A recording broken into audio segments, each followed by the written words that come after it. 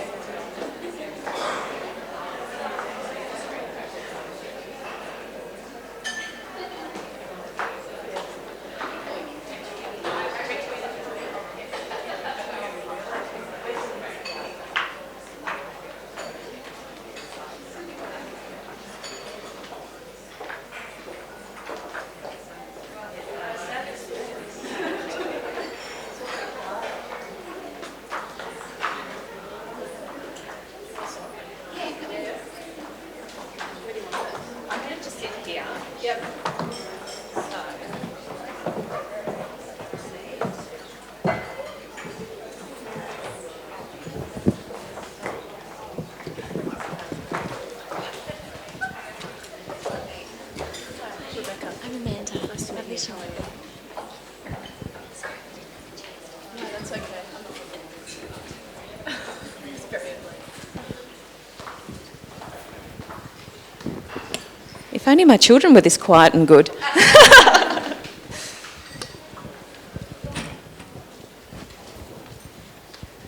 It's going to be fun. Chat. Get relaxed.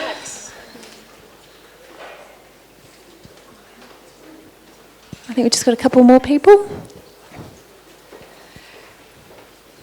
I might start. I'm Kelly Hush, the editor of Harper's Bazaar Australia, and welcome to our third Bazaar at Work breakfast. I'd like to thank the Outnet. I hope you've been shopping as you've walked in. I have been. This is Chloe from the Outnet. There you go. Do you know what? It's actually an occupational hazard for me because where is the Outnet team? Put your hand up. Oh. Can you just get Miu Miu off your site, please? And the Liar shoes. No more. No more. And my husband tends to go on a surfing trip around July, August every year. Just take it down for that month because it's kind of like, he's surfing, I need a new dress. But thank you. And I just want to remind you, someone will be coming around. If you pop your business cards into a bucket, you get a chance to win a Proenza bag. Is that right? Which is up there, yeah? Do you bring it down? Show us so get excited. Have you got your business card? I've got mine here actually, see. Am I allowed to win, Pete? Can you put it in the bucket? Just joking. Okay. I'd like to thank my panel. This morning is really about, well, we've got some of Australia's leading, oh, there you go. Wow. I like red. Today we have some of Australia's leading digital influencers and we're going to chat about the influence of digital. I mean, I think it's part of everyone's lives now, whether you love it or hate it or have to, you know, hide your phone when you get home. I think we're all very much in the digital age. I'm old enough to remember having to use a landline to contact friends, whereas my children who are not even 12 yet are already using my phone to text parents to see if they can have a play date. Sending a few emojis, except my, I should tell you, I won't tell you, no, so I will tell you this. My 7-year-old texted a friend's mum the other day and put all the turd emojis at the end of it.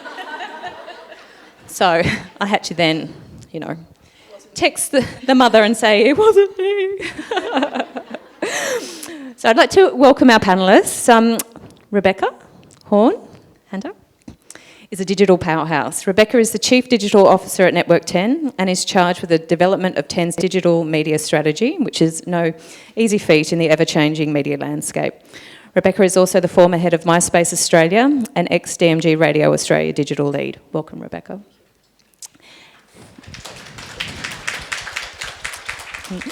Then Amanda Shadforth. Amanda is the co-founder of Oracle Fox, a premium fashion and style destination. Amanda is a creative director who is what I call a triple threat girl. She is a talented photographer, illustrator and stylist. She has a huge social media following with almost 700,000 followers on Instagram alone. And she's currently working with international luxury brands to produce dynamic campaigns and editorials. Welcome, Amanda. I'm going to call you Mandy because I'm used to calling you Mandy. Is that okay? And Ali Watson is a developer at the award-winning digital agency Deepen. She is also passionate about luring more women into coding. So much so, she has started a highly successful education program called Code Like a Girl. Code Like a Girl is an online inspiration network and blog for female coders and women in the wider tech industry. Welcome, Ali. So I'm going to just jump into a few general questions first. So, Rebecca, I might start with you.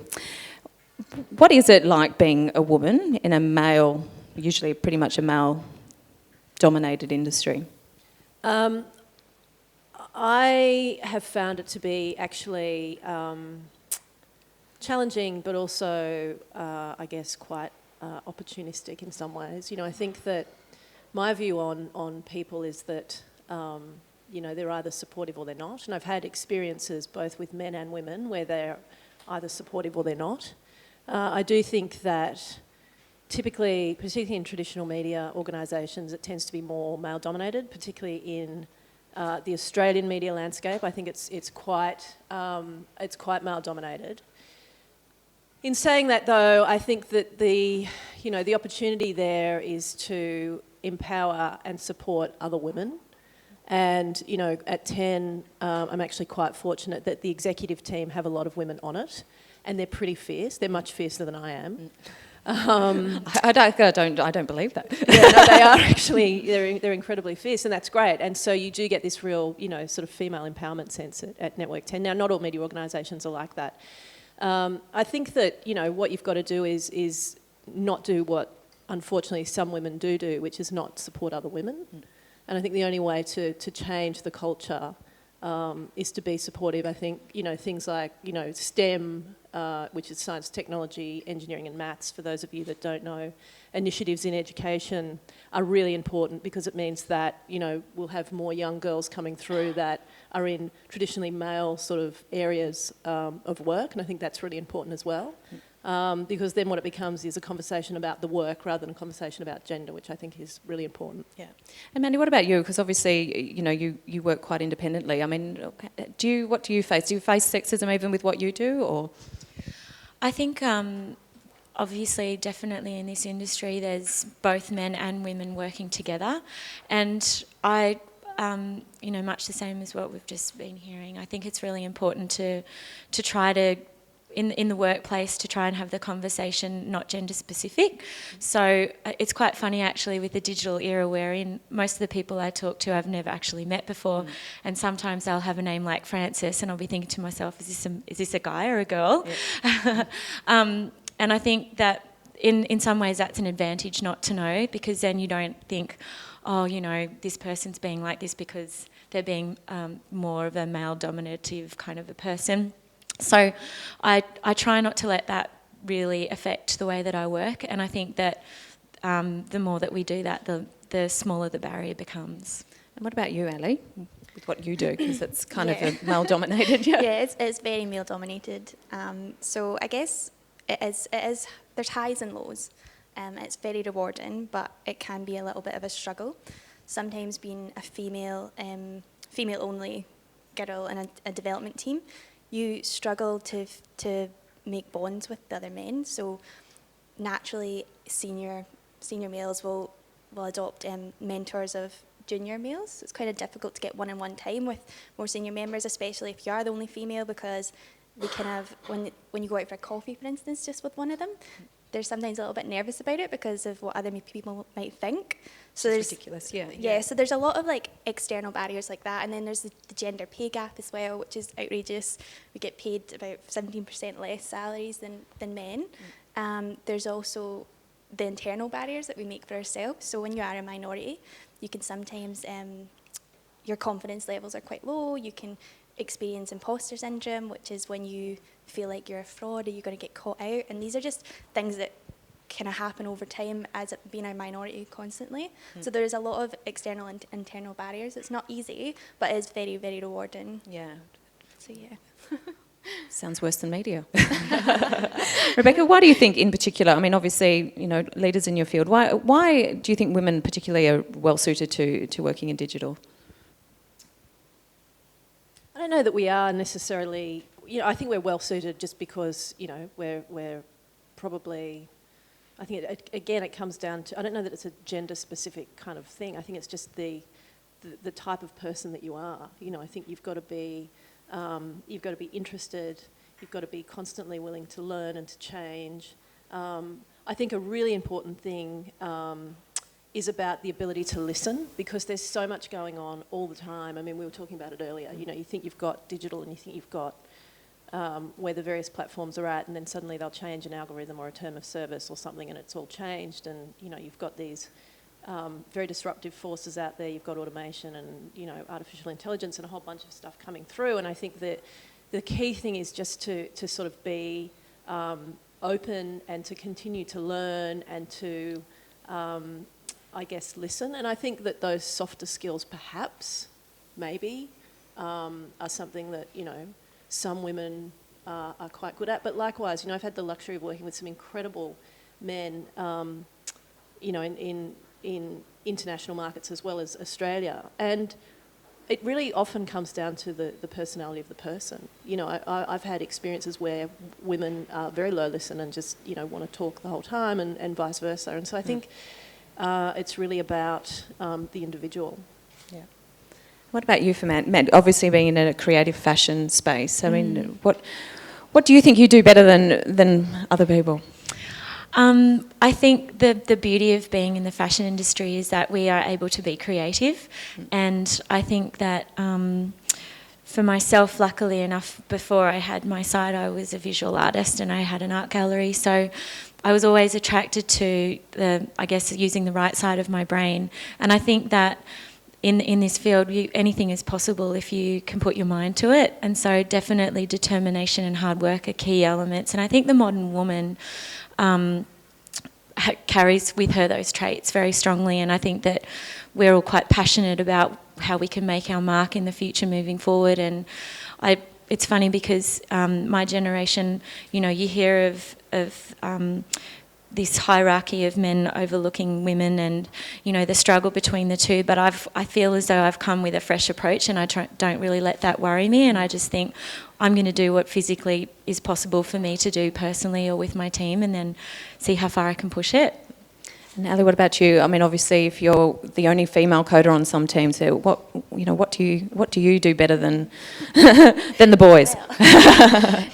I kind of agree with Rebecca. I don't really think it's a gender thing. I think that women do need that extra support to know that their place is in digital, that it's not this intimidating, technical, hard place that they can actually achieve. So they just need that little extra support. They need to be told that this is their place too.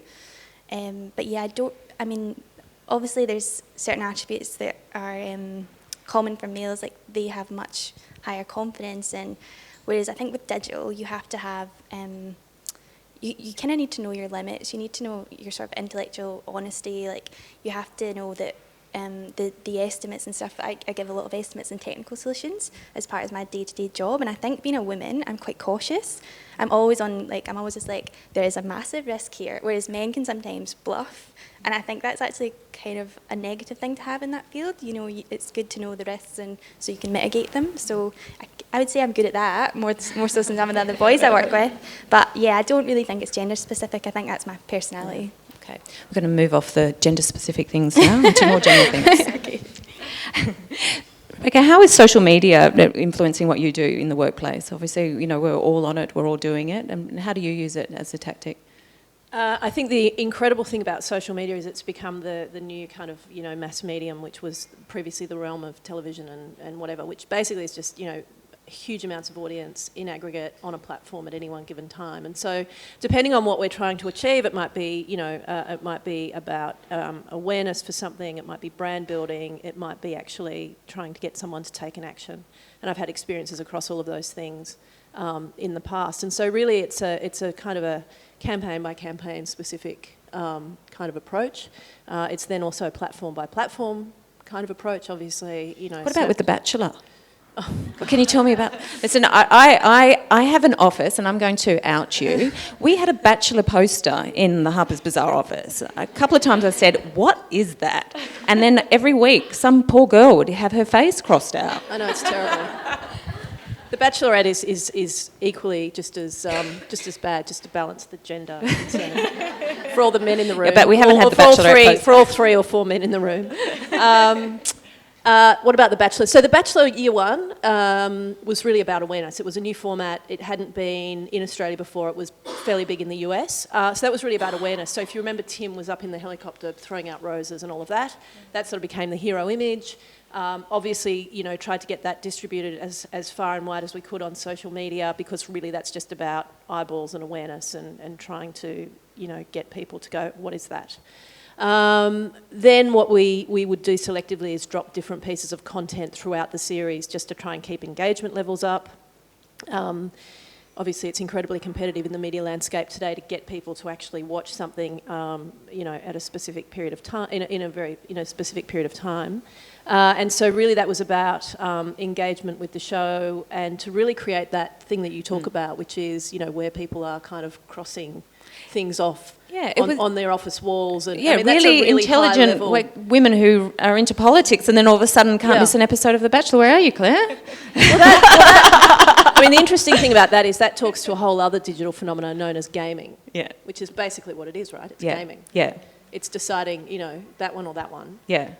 And so it taps into a whole lot of, you know, sort of, I guess, motivations that we have as humans. And I think that's the great thing about digital media, is if you can understand the human element and the technical element and understand how to kind of manipulate it accordingly, it's pretty interesting. Yeah. And Mandy, you're an expert at it. You've given me a few little tips when we've talked about it. You only use one filter on your Instagram feed. Can I just... That's right, I was right? a bit concerned, I must admit.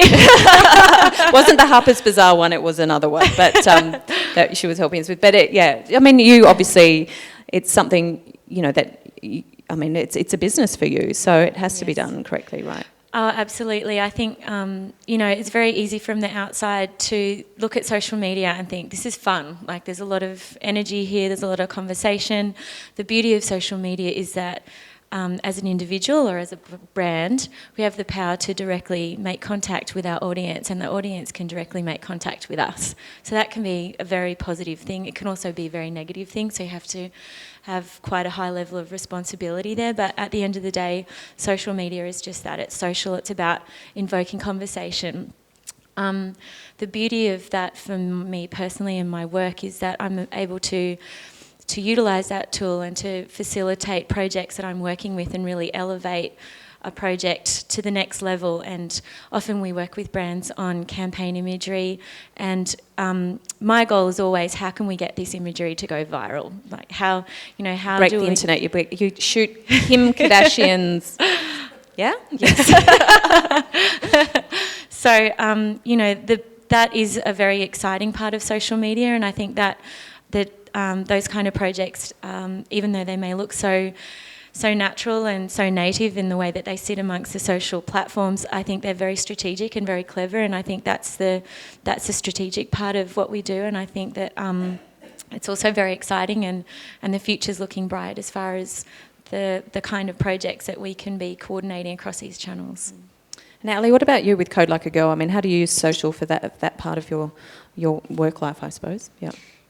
So obviously, having worked in digital for quite a while now, I've always been aware of what social is and how it's used and stuff. But because we're trying to grow this community, we're you know, it's pretty much like the skeleton to everything we think about. Like just what Amanda was saying, there's so much strategy involved, so much thought in the content. It's like I definitely underestimated it before I started Code Like a Girl, and how much we rely on it is unreal. Like any sort of content we create, where it's like, right, we need a Facebook banner for this, we need our social icons for this, we have to construct this nice short sentence that we can tweet, and yeah, there's so much to it. It's like a completely different other world. Like it's kind of strange that for such a long time I've been aware of it, but not actually had to utilise it to grow a community.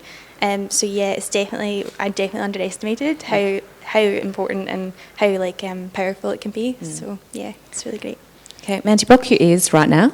Just block your ears. I'm just going to ask another question. I've just got back from the shows in Paris and Milan, and I must say that I felt that the whole street style blogger thing had really kind of come off a bit. It wasn't, I mean, a couple of years ago it was like a circus. It was difficult to get into a show because there were 1,000 people out the front posing and being photographed. And Rebecca, I mean, how do you feel about blogging? Do you think it's come off, or it's going to be around forever, or...?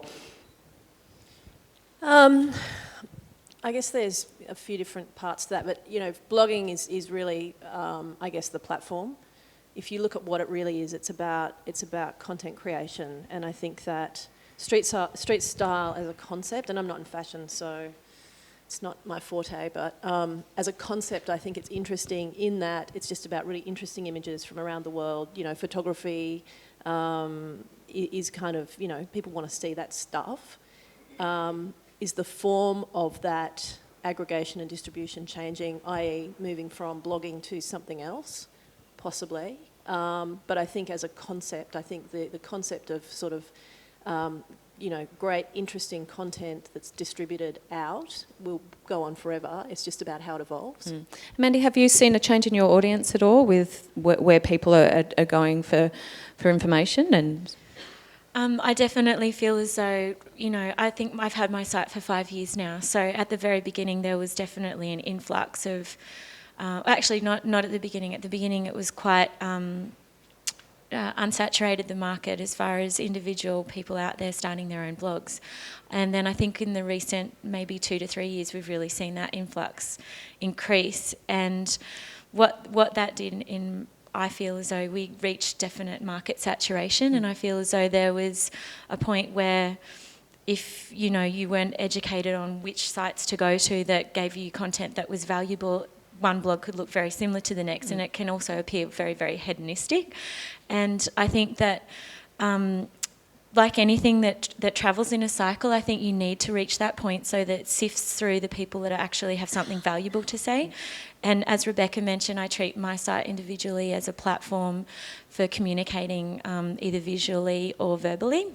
So I feel as though there's definitely an evolution taking place in the blogosphere, and I think that it's time now to really notice the people that have something valuable to say, that are actually putting together creative content that is interesting. And I think that's how social media evolves, and that's how we've come to where we are now, and it will take us into the future. What about Ali? What are your observations on blogging and that world? And I don't really, we have a blog for Code Like a Girl, and I think it's really good to get people's personal experiences and reviews and things. And as a programmer, I use blogs constantly. I think that when you have all these different problems, it's really great to go to a blog who someone else has had that problem and has a solution up there. So I don't think in terms of the content it'll ever disappear. I think it's still very valuable. Yeah, I've had to save a Minecraft world before, and I've gone to those blogs. We might go into the kind of more personal questions, not personal, but Rebecca, we might start with you, just a little bit about your career timeline, and can you walk us through that? Yeah, sure. Back in the olden days. Before the internet? No, thankfully. I started so I did a Bachelor of Business and was very interested specifically in economics.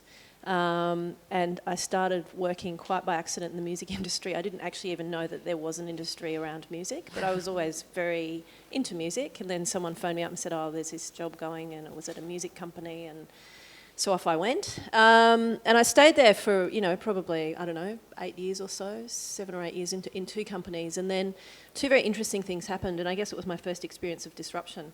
In a 2-week period, the highest selling CD of the week was the blank disc, which, if you can't draw the correlation, basically means peer-to-peer file sharing, i.e. people not buying music. And the second thing that happened was a box of iPods turned up on my desk. And I went, we are kind of dead. And I'd been having phone calls with a woman who was really insistent, a recruiter, that I go and work at Optus. And I couldn't figure out why. Anyway, I phoned her and said, yeah, I think you're probably right. It might be time to get out of the industry. So off I went to Optus, and that was great. Probably a little bit too corporate for me at the time, but was very good in terms of discipline and data and insights and all that sort of stuff. So that was a few years in the making. And then I got a phone call from News Corp who said, we've just bought this thing called MySpace. Do you want to come and figure out what to do with it? And so, of course, I jumped because that was pretty exciting. 2 years in Sydney running the Australian operation. Got asked to go to London, went to London to run the international business. Did that for 3 years. That was sort of 26 territories, 350 people. It was pretty intense, to say the least, and incredibly exciting. And then I sort of came back to Australia, started my own business, which is a small digital media agency up in Paddington called Inception Digital. Went to the US to do a social commerce startup called topfloor.com that was about how do you get people on social platforms to start shopping. Came back to Australia after a year and started at 10. So it's been kind of crazy for the last probably 15 years, I'd say, but incredibly exciting. And it's a real privilege. It's hard work, but very lifestyle, I think, as well, which is nice. Yeah. Obviously you've seen things change quite a lot. I mean, what's been the biggest change for you since you've been in digital? I think the the thing I love about it is the democratisation of the world. I kind of like this idea that, you know... Oh, absolutely. That's why the fashion elite got scared, that Absolutely. people were able to come... Yeah. Suddenly and, people can engage and talk back, and you can't... It's not just push, it's this push and pull thing, which I think is really fascinating. I also like the way it's changing things socially. I like the fact that, you know, you've got these eruptions in various parts of the world that we're now, it's not just mass media and what message they want to send to us. It's actually giving us our own ability to form our views and opinions and to engage and to interact and to, you know, sort of mobilise people around a campaign. And the other thing I think that's really interesting is it's also democratising social hierarchies in a sense where, you know, once upon a time you wouldn't have seen a young woman with tattoos sitting on a stage talking about being a coder in Sydney. And so it's totally changed the social construct around work and around what we value and what's okay. And I just think it's more interesting. Yeah. Well, Ali, how did you get into coding? Okay, can you explain to some people that don't fully understand what coding is? Yeah, sure. So coding is basically talking to computers, just like we have languages, Japanese, Chinese, we have languages in programming. So I particularly program in C#, and I'm a back-end developer, so I guess I'll just kind of What does that mean? So in software engineering, you use analogies quite a lot, just because it kind of simplifies the idea. And acronyms. And lots of acronyms. And so I guess the best way to describe what I do is kind of like I build websites, and it's kind of like building a car in a way. You have your designers who will do the blueprints, the design, and then you can either have a full stack developer who's both front end and back end, or you can separate those two out. So front end, they'll do like the body of the car, the paintwork, the interior, the look and feel, everything you can see and touch as a user. And a back end developer, they are like the engine, the nuts and bolts, the oil. So without the back end developer, your car won't start. So I'm a back end developer, which is not so great because you can't really show off, oh, I did that, because they're like, what did you do exactly? That button works because of me. And I work at a creative agency, which I really enjoy because in software engineering, it's quite easy to get pigeonholed, and that's all you do, coding every day. Whereas I love having like my finger in all the pies. I love talking to the designers and seeing from the requirements from the user all the way to the end of the project. So I feel like when I work at a digital agency, you can get to see that whole process come to life, and you're heavily involved from the start, especially with smaller companies, which the company I work for is about 25 of us in the Melbourne office, and we have a Sydney office as well. And what do you hope to achieve with Code Like a Girl? So our kind of mission is really to inspire and support and enlighten. So there are three kind of things that we'd like to do. There's two problems currently in tech. Obviously, not enough women getting into tech. And then the second is quite a lot of women leaving the industry.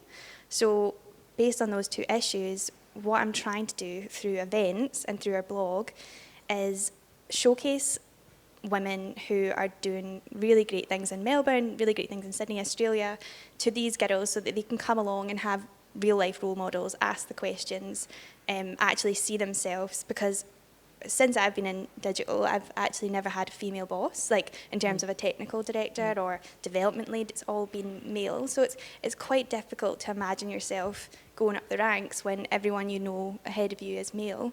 So what I'm trying to do is get these girls together, get them talking, getting them bonding, because intimidation is a massive factor to women not starting in the industry, and also even if you don't want to do a degree in computer science, it's quite great to pick up coding skills. And it's like, where do you do this? Like, obviously there's online courses, but it's nice to actually talk to people. So what I'm trying to do is create these fun and safe and great, exciting events so that people can come along and ask questions and get to know the technology, and just get really excited about it and celebrate these amazing women who are doing cool things. So that's kind of the overall mission. Sounds pretty amazing. Mandy, can you just, not every day is average for you, but can you just let the audience know what you do in a week? Because it's quite diverse, isn't it? It's quite diverse, and I actually had to bring my mum along today so that she can understand a little bit more about what I do. So thanks, Mum. even I don't know often how my week is going to go. I have a schedule and I like to think this is what I have planned for the week, but anything can change at any given time.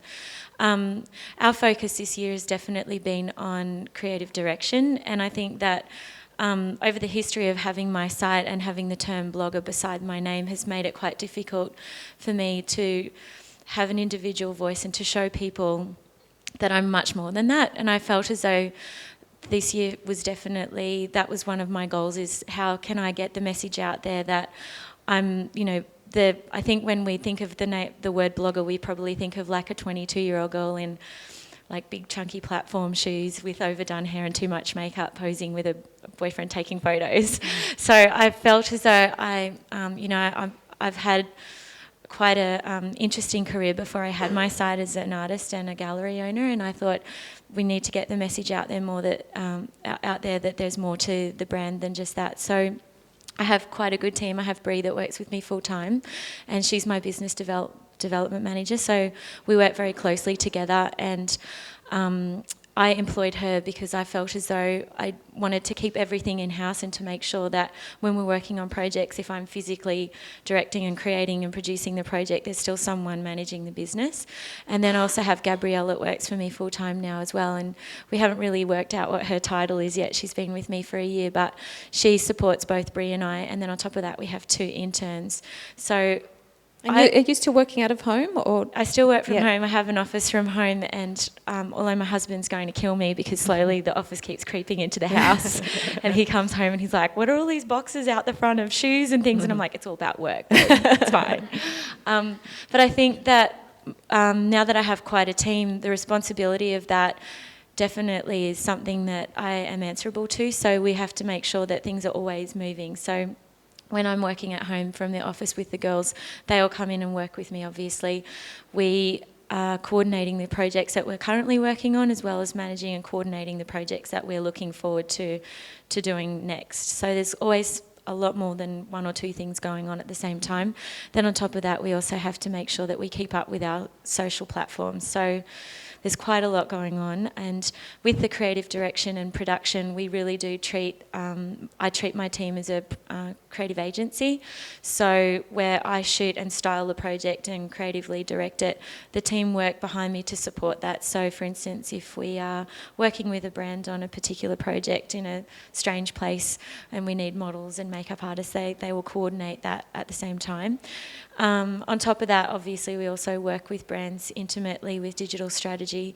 So there's always lots going on. It's never typical, but it's very exciting, I guess. And what about successes and failures? Could you share too? I mean, Yes. I know success doesn't come without failure when you're building a business. No, and I think unfortunately in the digital space, if you fail at something, it becomes quite obvious to everyone. You can't get away with much. So I'm quite measured with what we do, and I can't specifically think of any direct failures that we've had. We really believe in strong communication when we're working with a brand. So, it won't be uncommon for us to have 50 to 60 emails with someone before we even start working together. I think that's very, very important, is getting the communication right, because you don't want to be communicating the message incorrectly across a channel where there's so many people watching. The mistakes that we do make are usually smaller mistakes. For instance, my pet hate is predictive text. I'm the one that always is, even though I have the team, I'm the one that's in control of everything that is said to our audience. And there may be times when I'm up late at night and I've got to get a message out there, and I send it live, and then 3 hours later in another country, Bree will be texting me saying, did you know that you spelt this wrong? And so they're the things that really irk me more than anything, and that's about the level of failure that we have and that we like to have. And we really try to make sure that if anything's going out to that many people, that we know what we're doing. Yeah, exactly. Yeah, predictive text, scary. Yeah, so we've had one of those at Harper's Bazaar. Someone posted something that was supposed to go onto their personal feed and ended up on the Bazaar feed, and the Daily Telegraph screen grabbed it. Yeah, I was the one that deleted it at about midnight, but it was too late. Rebecca, can you share some of the key things you have done at Channel 10 in the business since joining the company a few years ago? So when I came in, I think there was something like 26 websites out in the world, and so the first thing I did pretty quickly was rebuild their product offering, which is a video streaming service called Template. So that really enabled us to have one platform and one product and one brand with all of our content on it, and then distribute that out into things like, Apple TV. We're launching with Telstra TV next month, and so really it kind of became the beachhead, I guess, for our distribution strategy of our product. And then behind the scenes, which is always underestimated and where most of the work goes in, people like, particularly media, like the front end shiny stuff, but the back end is really where it all comes together. We had to rebuild all of the products, and also put in a whole lot of software that was about data capture and communicating with our audiences, and CRM and data management platforms and all the stuff that most people aren't that interested in, but mean that you can do better work and make it more contextually relevant and all of that sort of good stuff. So that's been part of what I've done, and then I've also worked in sort of M&A and strategy, and that was about, we'd invested in some businesses at some point that we decided were sort of moments in time that we could probably get out of, and so we sold. I was involved with selling a couple of companies last year, merging one. So it's been really interesting. It's been quite broad and very interesting. And Ali, I think you've said in the past that you'd like to see coding taught in primary schools just like French and Italian and Chinese. Can you talk to me about that, how important it is that I suppose that young kids know exactly what it is? Yeah, of course. I think coding is probably one of the most important skills for the 21st century. I think obviously the facts show that women are not naturally falling into this field. There's obviously an unconscious bias and gender stereotype where girls are, growing up with Barbie dolls, and whereas boys will get computer games, and they feel familiar around technology from quite a young age. And I know it will definitely change with obviously our generations now, our iPads and stuff as they're grown up. But especially for my generation, it was something I didn't start until a lot later in life. But if girls are introduced to coding at primary schools, I think that much more people will find that they actually are naturally good at it. They really enjoy it. It's not about maths. I mean, obviously there's a small aspect of it is, but I'm not that great at maths, and I think I'm a really good coder. It's quite a creative thing to actually do, and I think if we introduce it in primary schools, and there is lots of places in Europe, in the UK and the US, they've started to make them as part of their curriculum.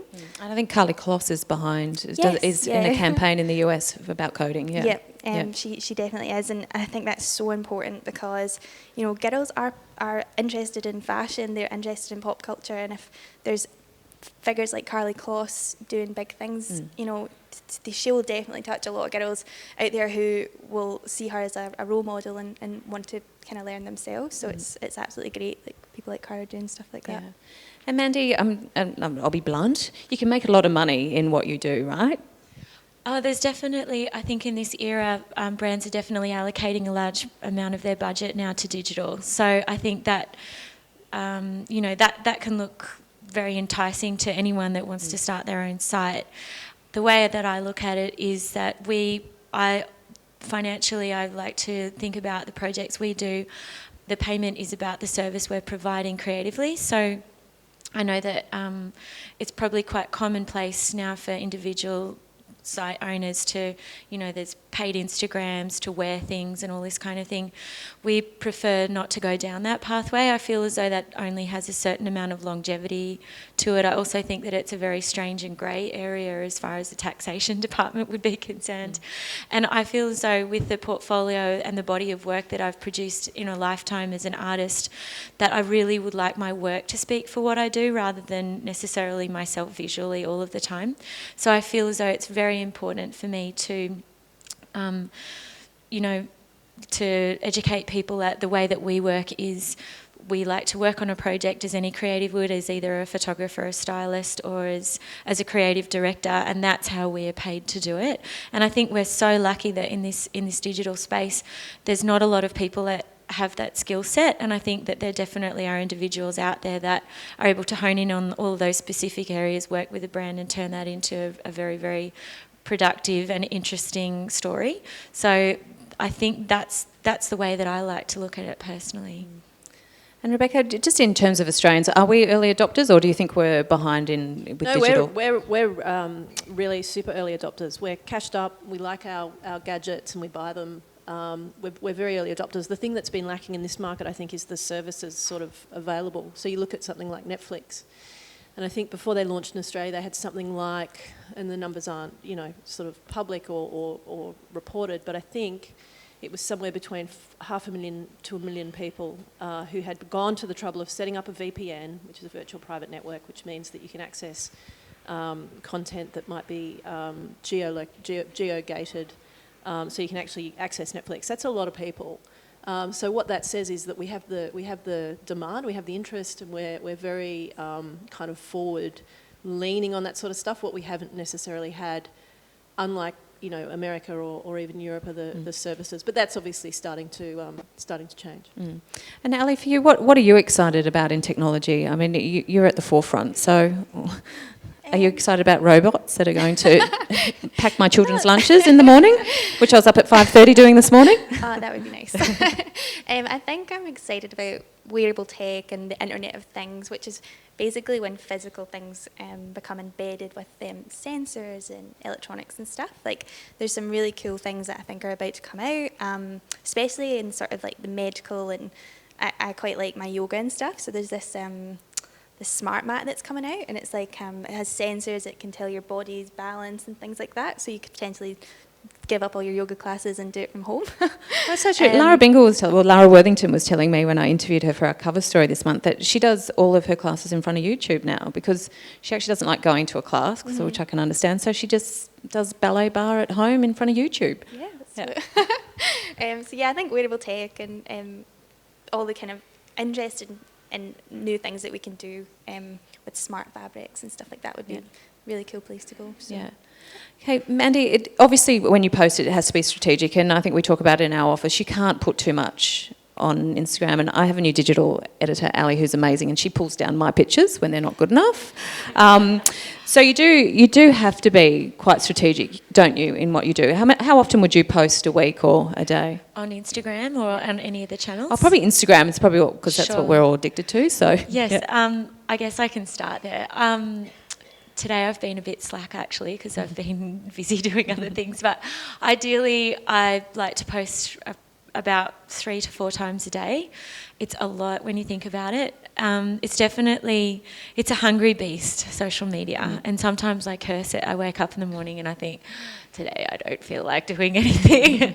But it's one of those things too where to remain relevant you need to stay relevant. So you need to continually be producing content that's interesting. And people often ask me, is it about quality? Is it about quantity? And sadly enough, and excitingly enough on the other hand, it's about both in my opinion.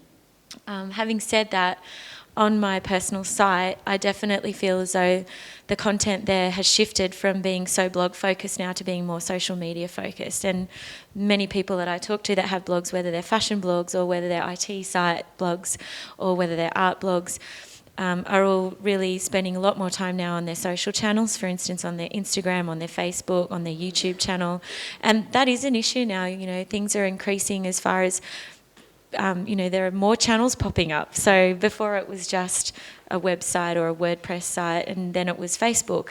And then on top of that, now we've got YouTube content, Snapchat. There's so many things to juggle, and I really do feel as though that's where it is about quality over quantity. So maintaining all of those channels, but with quality content. And I think that each one of us individually that, has interest in those areas may have more of a talent for one particular area, and if that's the case, that's the area that you should focus on. For us at the moment, currently, it's definitely Instagram. So if there's content that I find is interesting and we're getting a good response, that can be even up to 6 times a day. So it's a lot. It's definitely a hungry beast. And having to monitor it constantly, right? Yes. Yeah. Rebecca, how do you unplug? I mean, that is a difficulty for everyone in this modern world, modern life. How do you unplug? I unplugged really easily, actually. I guess there's 2 things. I don't really see a difference between working in life. Like I just sort of... You don't have balance? Well, I think I do. I think I do have balance, but I'm very good at just sort of letting stuff go and just, not worrying about it so much. So you don't need a jar. I have friends who have a jar where the phones go when they get home. They get locked up. No, I've specifically tried to be... Apparently Australians, this is a true statistic, we touch our phones every 90 seconds. We're actually, I think, changing the neural pathways, which is a whole other conversation for another time, in our brains, such that we're now, it's terrifying. So I became aware of that and went, don't become that. Don't, like, you've actually, but I think that's just about, it's like anything, you can unlearn stuff as quickly as you can learn it. It's just about being aware and realising that time spent in the real world is actually quite nice, and catching up with friends and all of that stuff, and that, Facebook isn't actually catching up with friends, it's this other thing. And I think that's the beauty of getting older, isn't it? You just kind of go, oh, it doesn't matter. Yeah, exactly. Yeah. What about you, Ali? How do you unplug? I feel like I don't at the moment. So I obviously like full-time job, code like a girl at nights and evenings, and I have family back home, so like social media is my how I keep in touch with them. But yeah, I guess like I have to get away from screens, so I guess I just dinners and friends, and I quite like drawing and sort of arts and crafts. Before I got into computing, I actually wanted to go to art school. Didn't get into art school. I don't think I was very good at it. But yeah, I tend to sort of switch off all the screens and get away from it.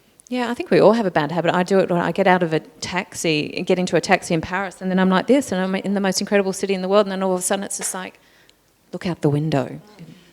What about you, Mandy? Because you're travelling and, yeah. I think I shop. Oh. No, actually, I have a real love for art, so I love to go to the art gallery, and there's one thing that I do when I go to the art galleries, I make sure that I don't take my phone unless I'm actually there to work. I also have a really great group of friends that aren't really technology savvy, which is in some ways a huge benefit. And so we love to spend time together, and we'll do things in the outdoors. And it's funny, actually, I've talked to a lot of people this year in our industries, in technology and fashion, and so many people I talk to have started taking up hobbies like bushwalking or... where there's no reception. Yes. Yeah. Or, I've got quite a few friends now that have started working on those colouring in books that you see at the newsagent. Actually, I was at the newsagent on the weekend, and I don't know if this is a good thing in a publishing domain to speak about, but all of the row where all of the normal magazines were that I go to were filled with scrapbooking and colouring in books for adults, and I couldn't believe it. There was literally like 16 books for colouring in for adults. That's what I'm doing next month. Pete, we're just turning Bazaar into a colouring book, okay? Printers will love that. It's just black and white and it'll be cheap. Could be a good idea for a cover on a competition. No, I think it's important to get back to working with our hands, and that's something that I've spoken at different conferences and on different panels, is that even though we're working with our hands on computers and with iPods and iPads and our phones and smart devices, our hands were actually given to us for other reasons other than that, and that was either to knit or to draw or to write. And so these are things that I think are really important to keep these crafts going and to turn your brain off in that technological area and to really work in a different, I guess, the right side of your brain. Yeah, that's lovely. Peter, we almost time, is it? Yeah. I always love to ask my panellists at the end of the session of what women want, because I think it's women that are working and immersed in your case in the digital world. Rebecca, what do you think women want? Wow. We've got another hour, haven't we? Support is actually what I would say. I think that's the key thing, and I think that's what keeps coming up at these types of things. Support and obviously support and equality, I think are two really important things. And apart from that, which should be our inherent human right, it shouldn't be something that we want, we should have it, but again, another conversation. I think it's up to the individual, really. Yeah, great answer. Mandy? I think the opportunity. I think the opportunity to go into the roles, like Ali's mentioned, with students. I think that's such an amazing idea with young girls and guys, little boys and girls, learning, coding at primary school. Who would have even thought of that? But these women that will develop from that could be the leaders of the future. I think opportunity to be treated equally, obviously, and I also think the opportunity to create and to be women and to be proud of the fact that we're women. Nice answer. Ali, over to you. More women. Women want more women. I kind of agree with Rebecca. It's about support. It's having other women there to look up to and get advice from, and just more women. More women. It's world peace. I believe in that. If women ran the world. Thank you so much. It was fantastic having you. I hope the audience got a lot out of today's discussion. And thank you to the Outnet. And has everyone put their business card into the bucket? Yes? Did you want to draw it? No? Oh, okay. But thank you, and enjoy the morning. I think there's still some refreshments around, and come and say hello. Thank you for coming.